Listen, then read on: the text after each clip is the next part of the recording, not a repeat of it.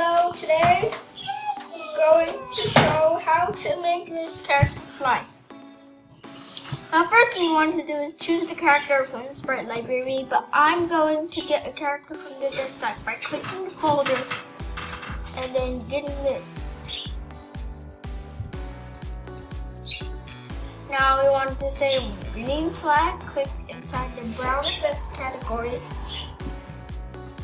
and then go to the control category and drag the forever loop under the green flag clip.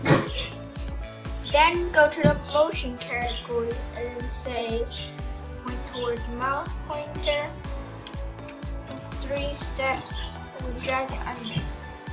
So now it's going to follow the mouse, and I hope you enjoyed this tutorial, and I will see you in the next one. Upload screencast to Mac.